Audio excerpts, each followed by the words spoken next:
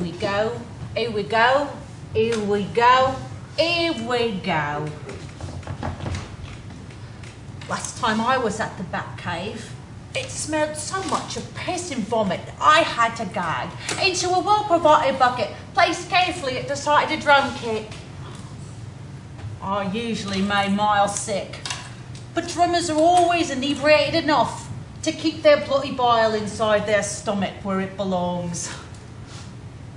My inebriation is always a tad shorter, well, working basically. Fucking Henry Rollins said hello to me last night at those ghastly awards.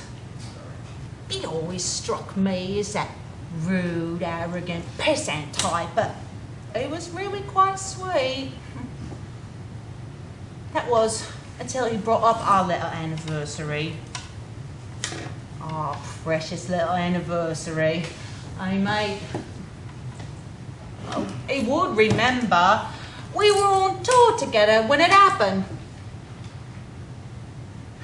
At the time, all people could do was give me that blasted petty face. The roadies, the caterer, Jack in the sound booth, even fucking Johnny Rotten couldn't make his usual caustic quip that would have been expected and much appreciated.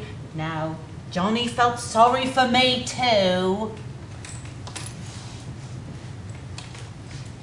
Just gotten back from our Japan tour that year. Remember me flat smelling a dead flower cause that dingleberry boyfriend of mine kept adorning the place with him. In apologies for not joining me on a tour. Sang a pretty good rendition of Dead Flower by the Stones as I was going through the mail. And there it was. I don't get all fan mail. My lot are too lazy to bother to find out where I live. But you know. I'd started reading your stuff about a year before.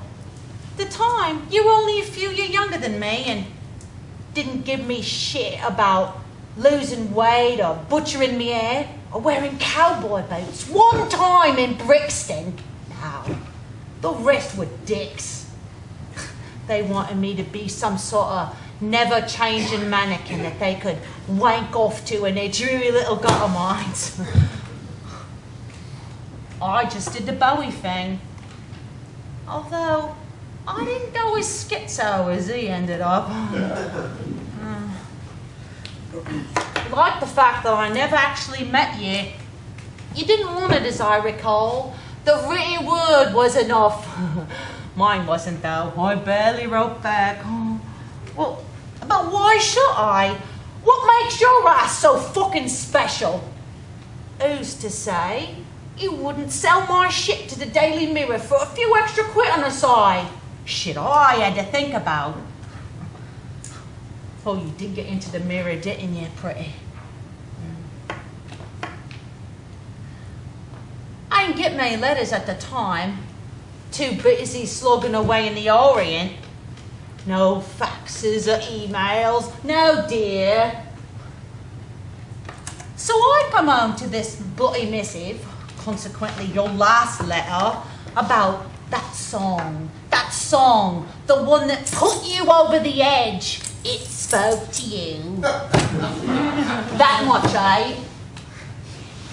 It was supposed to be about shedding a former life, one that your mom and dad weren't necessarily proud of, but one that you could be proud of in the end. Wasn't some dirge or message to off yourself, was it, eh? Couldn't have been from some death metal or for one of those poser underground satanic bands. No, it has to be my fucking song. My fucking song! Lawyer up, Lulu. Mum's suing the shit out of you and a record company and the rest of the bloody band. Of course, OJ had all the best attorneys in his corner at the time. Lulu ain't shy. I had one house to sell to pay for it all, and even that wasn't enough. Tabloids had a ball spicing up your death pics. My shots of the bloody killing floor. And then there's me, sprawled all over the cover like the devil herself, Lulu's death song. Is it because I didn't write back? Is that why you show up in my dressing room every year? My mother laid the best guilt trips on me, sweetie. You got nothing on her.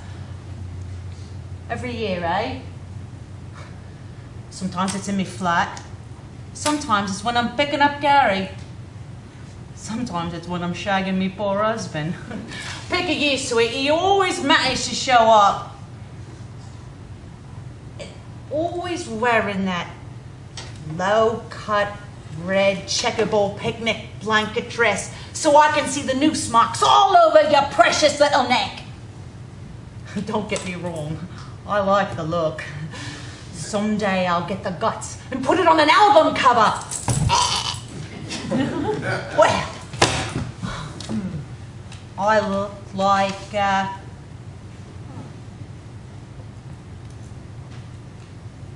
I'm in the front row again, eh? How about wearing a turtleneck this time so I can manage a bit more concentration, eh? Come on, little one, you can watch me get dressed.